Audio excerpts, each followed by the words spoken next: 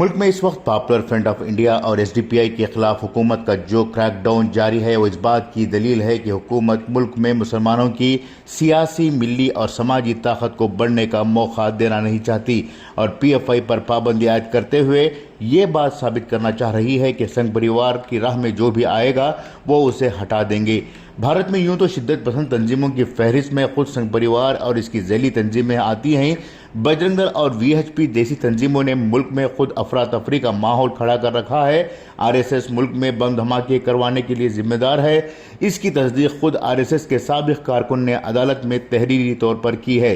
इसके बाद सिवाय गोदी मीडिया के दुनिया भर के आज़ाद मीडिया ने आरएसएस के वजूद और तरीक़ाकार पर सवाल उठाया है। इसी बात को दबाने के लिए संघ परिवार की जानिब से पीएफआई और एसडीपीआई के ताल्लुक से भारत के लोगों में शुबहात पैदा करने की मुहिम छेड़ी गई है और इस बात से भी इनकार नहीं किया जा सकता कि संघ परिवार और हुकूमतें पीएफआई को ख़त्म करने के लिए ज़मीन हमवार कर रहे हैं। पीएफआई मुल्क में क्या कर रही है और इसका वजूद किस तरह से आम लोगों के लिए इस तंजीम ने क्या कुछ किया है ये बात सभी जानते हैं। और सबसे अहम बात यह है कि पीएफआई जैसी तंजीम ने मुस्लिम नौजवानों के एक बड़े तबके को कैडर बेस्ड तंजीम से जोड़ रखा है और इसमें क़ियादत की सलाहियत पैदा करने की कोशिश की है। इन हालात में एक अहम बात ये मानी जा सकती है कि पीएफआई तो एक बहाना है, असल में इस तंजीम पर दबाव डालकर मुसलमानों को दबाना है। इससे पहले भी भारत में मुख्तलिफ जमातों, शख्सियात और उलमा पर शिकंजा कसते हुए हुकूमत ने मुसलमानों को खौफ व हिरास में मुब्तला कर रखा है। बात चाहे डॉक्टर जाकिर नायक की हो या फिर मौलाना कलीम सिद्दीकी की या फिर मौलाना उमर गौतम की, इन सब के खिलाफ कार्रवाई करते हुए हुकूमत ने यह देखा था कि किस तरह से मुसलमानों का रद्द अमल सामने आएगा। जब भारत के मुसलमानों ने मकतब फ़िक्र और मसलकों के आईने को पहनकर इन मामला से किनारा कशी कर ली तो हुकूमत यह समझ गई कि भारत के मुसलमानों में वो दम बाकी नहीं रहा कि इनके जिस्म के किसी हिस्से का कुछ भी कर लो वो इसे नज़रअंदाज कर लेंगे। जब इनफरादी तौर पर होने वाली कार्रवाइयों पर मुसलमानों का कोई रद्द अमल नहीं आया तो उन्होंने भारत की सबसे बड़ी मिली तंजीम पीएफआई पर हाथ डाल दिया।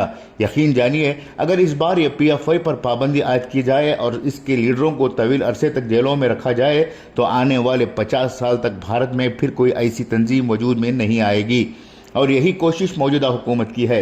एक तरफ बीजेपी की तरफ से पीएफआई को ख़त्म करने की कोशिश हो रही है तो दूसरी जानिब कांग्रेस के राहुल गांधी ने इसकी तायद की है, क्योंकि राहुल गांधी भी जान चुके हैं कि अब तक जो वोट बैंक इनके खाते में था वो आहिस्ता आहिस्ता फिसलने लगा है। इसलिए एसडीपीआई और पीएफआई पर पाबंदी लगाने से बीजेपी से ज़्यादा कांग्रेस को फ़ायदा पहुँचेगा। इस वक्त बाज़ मुस्लिम कायदीन पीएफआई पर पाबंदी आयद करने के हक़ में हैं और दबे अल्फाज में इसकी तायद कर रहे हैं। मुमकिन है कि मोहन भागवत से हालिया दिनों में जो मुलाकातें हुई हैं वो इसी के तनाजुर में हुई होंगी। इस वक्त मुल्क के मुसलमानों के दानिश्वरों का एक बड़ा तबका अमन अमान कायम करने के लिए मुसलसल संघ परिवार के राब्ते में है, मगर जब भी संघ परिवार से खुसूसी नशिस्तों का एहतमाम होता है इसके बाद भारत में आम मुसलमानों और मुस्लिम तंजीमों पर कहर टूट पड़ता है।